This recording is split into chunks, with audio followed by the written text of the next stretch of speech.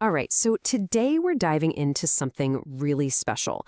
This isn't just about a moment in sports history. No, this is about a piece of commentary, a piece of poetry, really, that grabbed millions of people right by the heart. We're going to deconstruct this famous Arabic monologue that turned a player's simple departure into this unforgettable story about heartbreak and our desperate human need for a proper ending.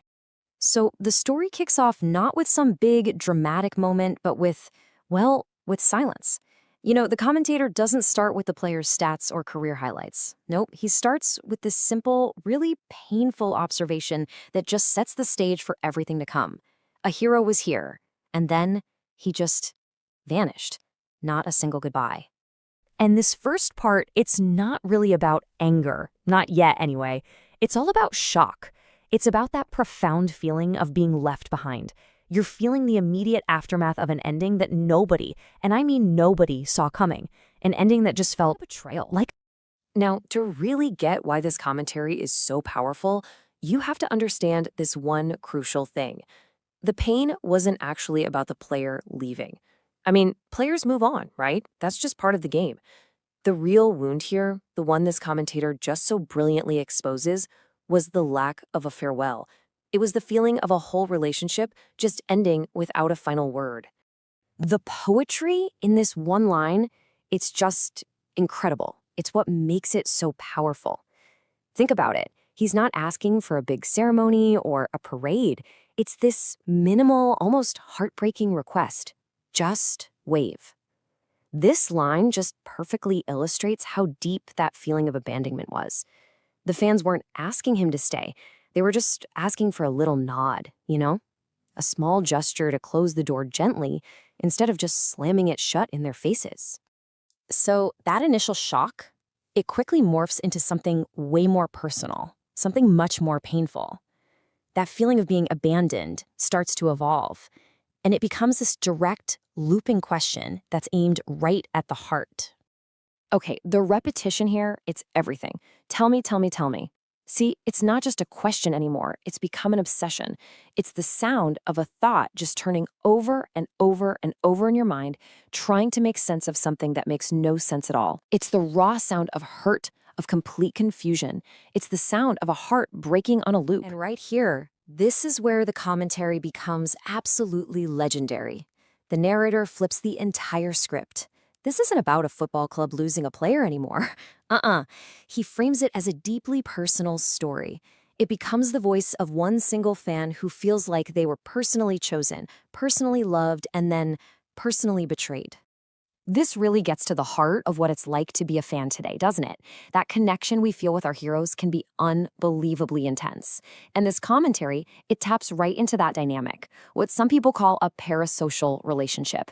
It's where a public figure starts to feel like a personal friend. And so their departure, well, it feels like a personal loss. It's exactly why a player leaving can feel like a close friend just moving away without even saying goodbye. So we've had the shock, we've had the questioning, and now the emotion evolves again. It transforms into a plea. But it's not a plea for the player to come back. No, it's a plea for something much, much deeper. An ending. A proper sense of closure.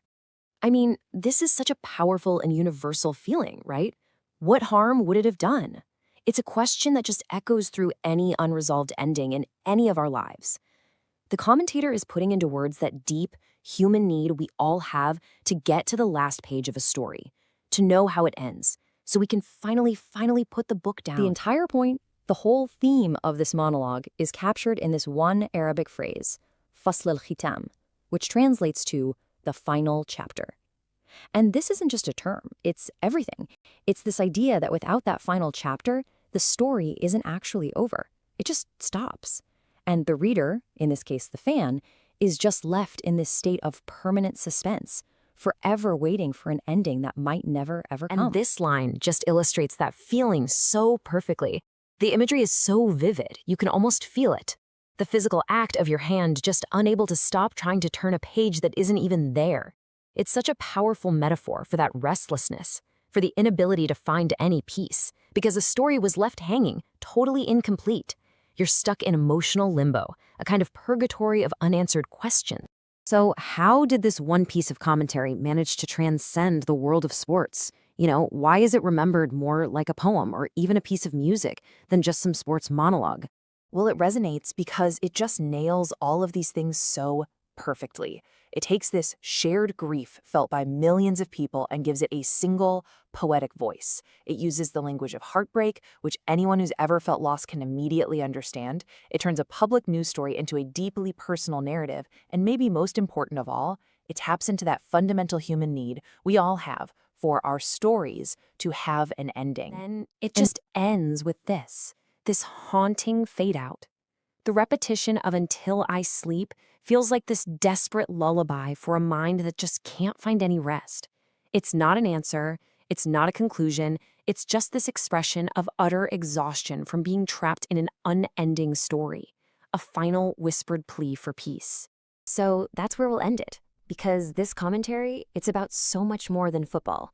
It's really a powerful meditation on how we process loss and the stories we tell ourselves. And it leaves us with this lingering question that I think applies to all of us. When a major chapter in our life just ends without a final word, how do we ever find the peace to finally fall asleep?